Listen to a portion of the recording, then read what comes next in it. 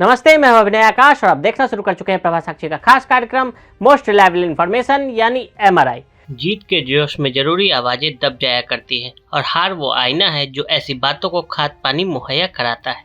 लेकिन देश की सबसे पुरानी पार्टी के भीतर हर हार इसको चलाने वाले परिवार की स्थिति को और मजबूत करता जाता है। हम बात कर रहे हैं कांग्रेस की और गांधी परिवार की। उत्तर प्रदेश समेत 5 राज्यों के विधानसभा चुनाव में भाजपा ने शानदार प्रदर्शन करते हुए 4-1 से जीत हासिल की। लेकिन इसके ठीक विपरीत कांग्रेस पार्टी ने पंजाब राज्य को भी गंवा दिया और इसके साथ ही उसके विपक्षी दल के तमगे पर भी अब खतरा महसूस हो रहा है। कांग्रेस की हार पर बीजेपी तंज कसते हुए कहती है कि चुनाव कैसे हारते हैं ये कांग्रेस से सीखा जा सकता है। बिहार हो या बंगाल, असम हो या पंजाब, कांग्रेस लगातार हर हार के साथ अपने खराब प्रदर्शन के नए कीर्तिमान स्थापित कर रही है। लेकिन आलम यह है कि फिर भी वो गांधी परिवार से आगे सोच नहीं पा रही। उन्हीं के नेतृत्व में भविष्य के होने वाले चुनाव हारने की तैयारियां भी हो रही है। हारने का सफल फॉर्मूला, एक म्यूनिसिपल का इलेक्शन भी कांग्रेस जीतने में कामयाब हो जाती है तो इसका श्रेय रणदीप सुरजेवाला राहुल गांधी के कुशल क्षमता और सोनिया जी के मार्गदर्शन को देने से नहीं चूकते। लेकिन अगर उत्तर प्रदेश में कांग्रेस के 97% उम्मीदवारों की जमानत जब्त हो जाती है, फिर कांग्रेस के उम्मीदवारों की जीत के लिए 209 रैलियां और रोड शो करने वाली प्रभारी प्रियंका गांधी की बजाय अजय कुमार लल्लू की कुर्बानी दी जाती है। पार्टी के नियम गांधी परिवार पर लागू नहीं। चुनाव हारने के बाद सोनिया गांधी ने अपने 5 प्रदेश अध्यक्षों के इस्तीफे ले लिए।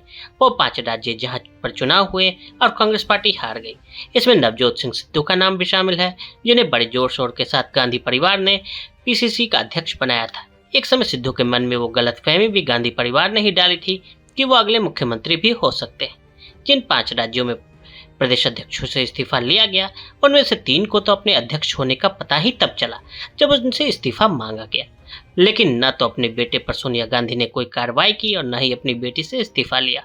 गांधी परिवार का मानना है कि पार्टी को इन राज्यों में जो हार मिली है उसके लिए यह नेता जिम्मेदार है। पार्टी को पुनर्जीवित करने की योजना, यदि कांग्रेस अपने पुनर्जीवित के लिए यथार्थवादी योजना को लागू करने के बारे में गंभीर है तो ऐसे 4 महत्वपूर्ण कारक हैं जिन्हें पार्टी को ध्यान में रखना होगा। पहला, कोई भी कोर्स करेक्शन तब तक संभव नहीं है जब तक कि पार्टी नेतृत्व के मुद्दे पर स्पष्टता जैसी बात ठोस तरह से न हो। पिछले 3 वर्षों में जब से राहुल गांधी ने पार्टी अध्यक्ष के रूप में इस्तीफा दिया है, तब से आगे की राह में स्पष्टता की कमी साफ दिखती है। राहुल गांधी ने नेहरू गांधी परिवार से आगे बढ़कर नेतृत्व की जरूरत का संकेत देते नजर आए। अगर वह इसे लेकर गंभीर होते तो नए नेता को चुनने की प्रक्रिया को उसके तार्किक अंजाम तक पहुंचाया जाना चाहिए था। अंतिम चरण में नेतृत्व समाधान तलाशने के बजाय मेरे मन अतत कहाँ सुख पावे जैसे उड़ी जहाज को पंछी पुणे जहाज पे आवे की माफिक घूम फिर कर पार्टी का नेतृत्व करने के लिए सोनिया गांधी के पास वापस चला गया। आलोचक अच्छी तरह से तर्क दे सकते हैं कि एक नए नेता के तलाश से जुड़ी पूरी कवायद एक राजनीतिक नाटक थी, जिसकी परिणति गांधी परिवार के नेतृत्व में पुनर्विश्वास के रूप में हुई।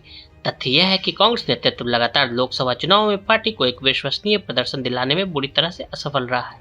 यह दर्शाता है कि ग्रैंड ओल्ड पार्टी वर्तमान दौर में भाजपा को चुनौती देने में असमर्थ दिख रही है। कांग्रेस और G23 में असहमति, पार्टी के भीतर प्रमुख विद्रोही द्वारा संतोष की अभिव्यक्ति खुले में थी। तत्काल प्रतिक्रिया के रूप में पार्टी के प्रवक्ताओं ने विद्रोह की बढ़ती आवाजों को सरसरी तौर पर खारिज कर दिया। एक उम्मीद यह है कि यह एक औपचारिक प्रक्रिया के रूप में अधिक है उठाए गए गंभीर मुद्दों पर पार्टी के आंतरिक मंचों पर चर्चा की जाती है। प्रमुख विद्रोह आवाजों के औपचारिक समूह के रूप में उभरे G23 ने कई बैठकें की। पार्टी नेतृत्व ने G23 समूह के प्रमुख सदस्यों तक पहुंचने का प्रयास किया। G23 उन लोगों से भी कुछ समर्थन हासिल करने में सक्षम रहा जो परंपरागत रूप से उनसे जुड़े नहीं थे और पार्टी नेतृत्व के करीबी माने जाते थे। प्रवाह की इस अवधि के दौरान एक प्रमुख खतरा गैर जवाबदेही का वातावरण है। जब तक समीक्षा और चिंतन प्रक्रिया को सावधानी पूर्वक कैलिब्रेट नहीं किया जाता, तब तक पार्टी का अनुशासन अच्छी तरह से प्रभावित हो सकता है। ये कहाँ आ गए?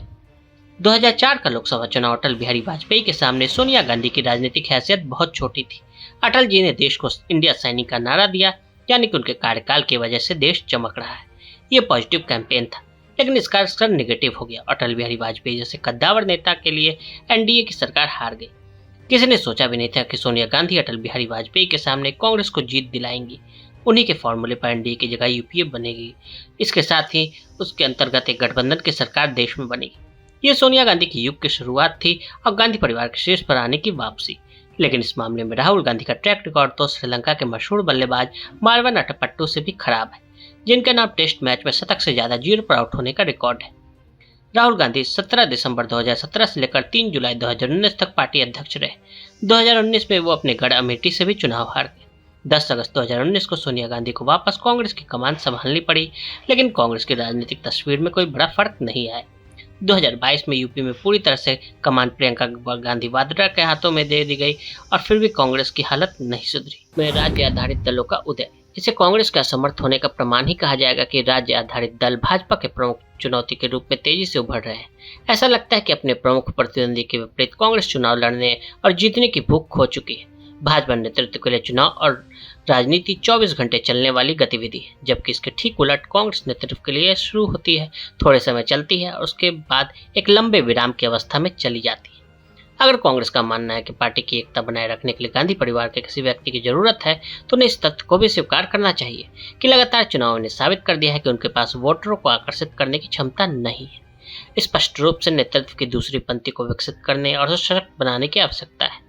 इस दूसरी पंक्ति के भी दो महत्वपूर्ण बिंदु हैं। पहला, उन्हें वास्तव में जन आधारित नेता होने की जरूरत है, जिनके पास चुनाव जीतने और अभियान का सफलतापूर्वक नेतृत्व करने का ट्रैक रिकॉर्ड रहा। इस दूसरी पंक्ति की राज्य स्तर पर उपस्थिति होनी चाहिए, जहां कांग्रेस को अपने आधार का निर्माण करने की आवश्यकता है। कांग्रेस के लिए यह महसूस करना भी जरूरी है कि वो महज एक राजनीतिक मंच नहीं जो केवल भाजपा के एजेंडे पर प्रतिक्रिया दे।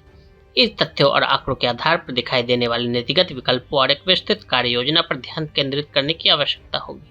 क्या कांग्रेस और उसके नेतृत्व को परिणामों को स्वीकार करने और उचित कार्रवाई करने का साहस है? आत्मचिंतन के इस महत्वपूर्ण चरण में केवल कुछ विंडो ड्रेसिंग और कॉस्मेटिक परिवर्तन प्रदान करने के बजाय वास्तविक मुद्दों पर ध्यान केंद्रित करने की आवश्यकता है। आज के लिए दे इजाजत। ऐसी रिपोर्ट्स को देखने के लिए प्रभा साक्षी के साथ लगातार बने रहें। वीडियो को देखने के लिए फेसबुक और ट्विटर पर हमें फॉलो करें, यूट्यूब पर प्रभा साक्षी को सब्सक्राइब करें।